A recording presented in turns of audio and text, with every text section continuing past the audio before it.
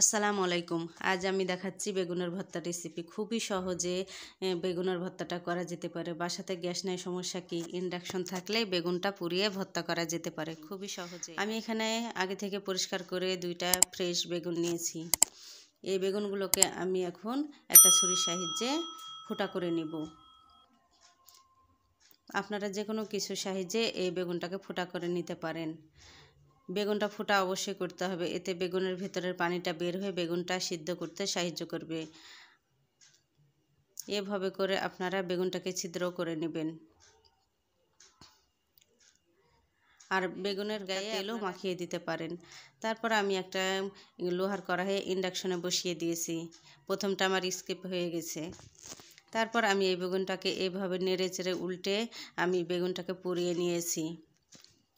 আর ঢাকনা দিয়ে ঢেকে এই বেগুনটাকে পুড়িয়েছি।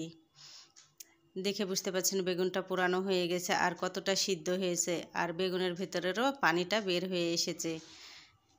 বেগুনটা আমি এখন সরিষার তেল বসিয়ে দিয়েছি। সরিষার তেলে আমি এখন শুকনো মরিচগুলো মুচমুচে করে ভেজে নেব। কেউ চাইলে কাঁচা মরিচ দিয়েও ভর্তাটা বানিয়ে নিতে পারেন। এখন মরিচগুলোকে মুচমুচে করে ভেজে উঠিয়ে নিলাম। ওই একই তেলে আমি এখানে দিচ্ছি কিছু রসুন কুচি আর পেঁয়াজ কুচি। পেঁয়াজ রসুনের কাঁচা গন্ধটা চলে যাওয়া পর্যন্ত আমি একটু পেঁয়াজগুলোকে ভেজে নেব। খুব বেশি ভাজবো না লাল করে। পেঁয়াজটা ভাজা হয়ে গেছে। এই পর্যায়ে আমি এখানে কিছু কালো জিরা অ্যাড করব। হাতের কাছে কালো জিরা থাকলে আপনারা এটা দিতে পারেন, এটাতে ফ্লেভার ভালো আসে।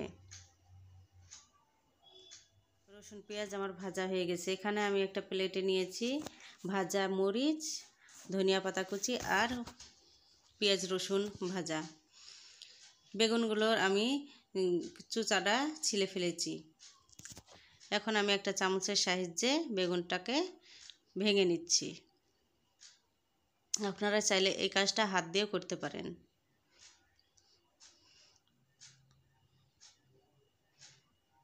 এইভাবে করে আমি সমস্ত বেগুনটাকে ছড়িয়ে নিচ্ছি।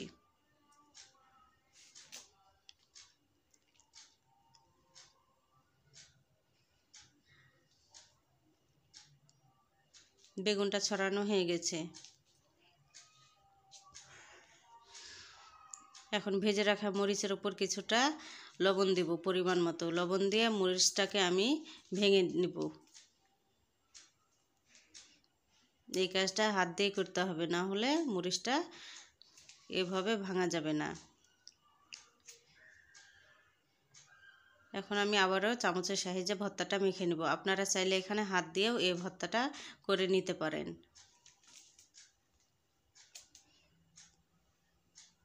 দেখে বুঝতে পারছেন ইন্ডাকশনে তাও কতটা বেগুন ভালো করে সিদ্ধ হয়েছে, পুরানো হয়েছে। বেগুনের ভর্তাটা দেখতে যতটা লোভনীয়, খেতে অনেক মজা হয়েছিল। খুবই সহজে কোনো ঝামেলা ছাড়াই এই বেগুন পোড়ানো যায়।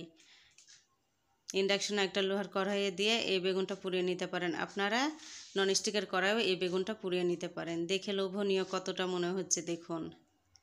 ভালো লাগলে লাইক করেন। আসসালাম।